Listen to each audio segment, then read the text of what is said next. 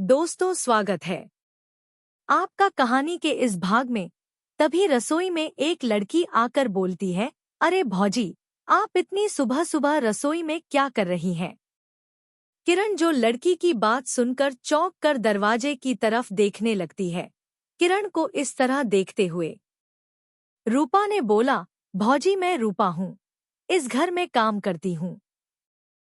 किरण मुस्कुराते हुए हाँ में सर हिलाती है और बोली, अच्छा तुम जरा मेरी मदद कर दो।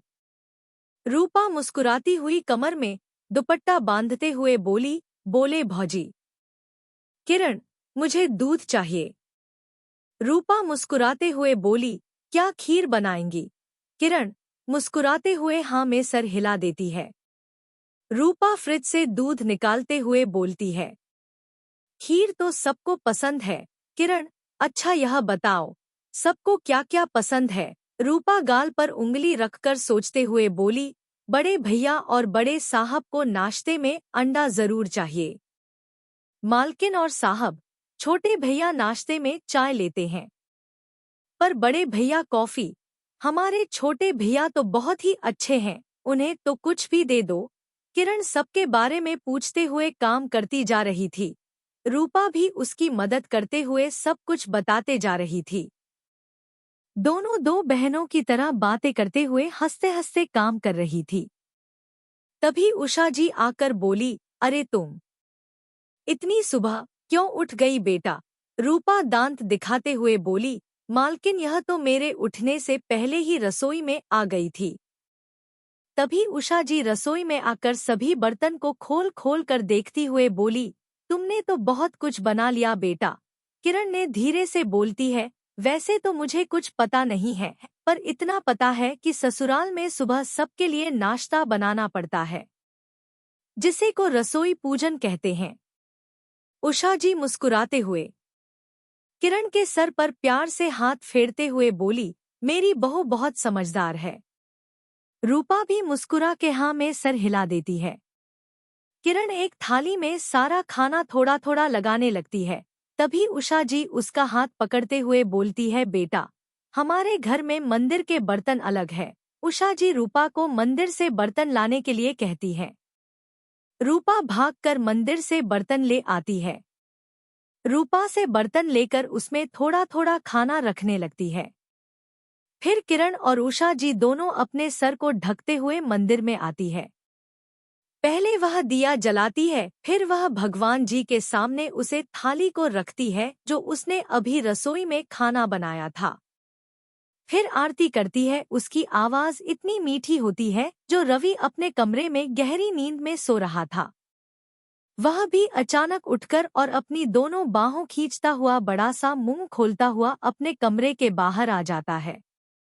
दादी भी जो अपने कमरे में रामायण का पाठ कर रही थी, वह भी कमरे से बाहर आ जाती है। ओम जी और रवि भी अपने कमरे के दरवाजे पर खड़े हो जाते हैं और हाथ जोड़ लेते हैं।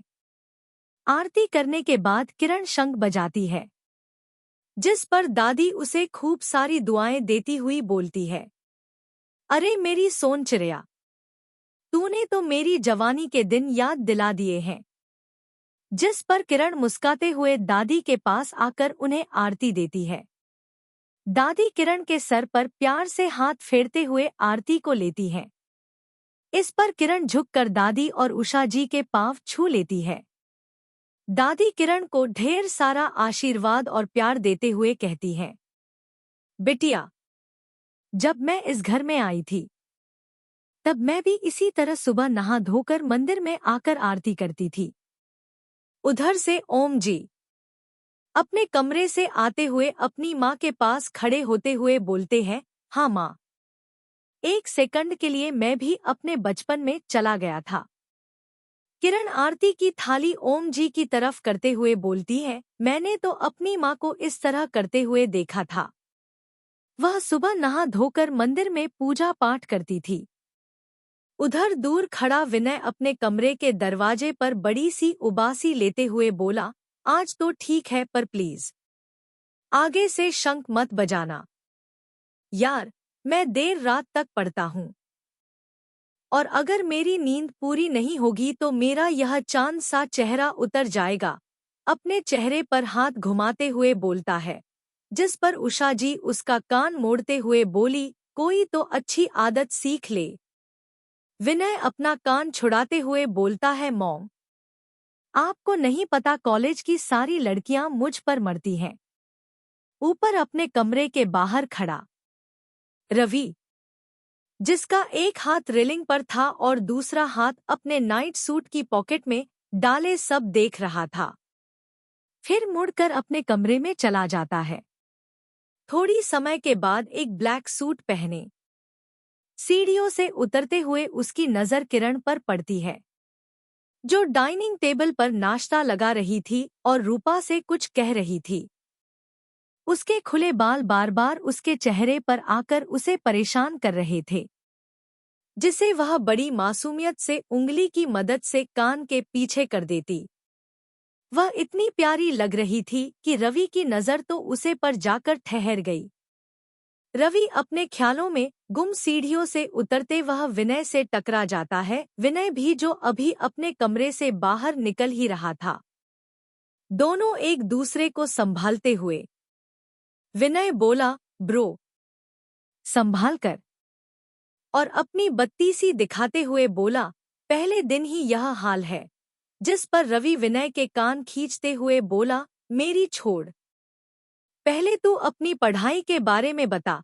रवि उसका कान खींचते हुए बोलता है। विनय अपना कान छुड़ाते हुए बोलता है, छोड़ो ब्रो, किसी दिन मेरा कान हाथ में ही आ जाएगा। और चिढ़ते हुए बोला, जिसको देखो मेरा कान ही खींचता रहता है। फिर दोनों जल्दी से कुर्सी पर आकर बैठ जाते हैं। डाइनिंग टेबल पर जब दोनों की निगाहें पड़ती हैं, तब विनय की तो आंखें चौड़ी हो जाती हैं और रवि की आंखों में खुशी, जो वह सबसे छुपा लेता है और एक एंग्री मैन बनकर बैठ जाता है। डाइनिंग टेबल पर आलू की सब्जी, पूरी, सैंडविच, फ्रूट्स, खीर, ढोकला, उबले हुए अंडे, आमलेट, चाय, कॉफी, जूस, यह सब देखकर विनय अपनी माँ से पूछता है, मॉम, आज कोई फेस्टिवल है यह कुछ और? उषा जी विनय की तरफ देखते हुए बोली, नहीं तो। विनय डाइनिंग टेबल पर नजरें घुमाते हुए बोला, तो इतना सब क्यों बना दिया आपने? उषा जी और दादी एक दूसरे को मुस्कुराते हुए बोली, पहले खाओ, फिर बताएंगे तुमको। खाने के बाद सबको कुछ ना कुछ देना भी होगा। सब नाश्ता करने लगते हैं। जैसे ही सब अपने अपने मुंह में एक निवाला रखते हैं, तभी आलू की सब्जी का स्वाद उनके मन को छू जाता है। विनय सब्जी खाते हुए बोलता है, वाओ मॉम, आज खाना कहीं से मंगाया है या किसी शो को देखकर बनाया है? उषा जी मुस्कुराने लगती हैं। माँ, आप एक ही पूरी खाएंगी, फिर आपको दलिया मिलेगा, क्योंकि डॉक्टर ने आपको तेल चिकनाई मना किया है। दादी जो पूरी सब्जी को ललचाई हुई निगाहों से देखती है और सर हाँ में हिला देती है। रवि भी जो अपनी फिटनेस का ध्यान रखता था, वह भी भूलकर आलू पूरी सब्जी खाने में लगा रहता है। विनय, जिसका मुंह तो थाली में ही घुसा हुआ था, और ओम जी, जो आलू पूरी मुंह में रख रख के हाथ को हवा में हिला रहे थे। किरण और उषा जी दोनों एक दूसरे का मुंह देखकर सामने बैठे दादी, ओम जी, रवि और विनय जी से खाने के अलावा कुछ और नजर नहीं आ रहा था। फिर दोनों नीचे मुंह करके मुस्कुराते हुए खाना खाने लगते हैं।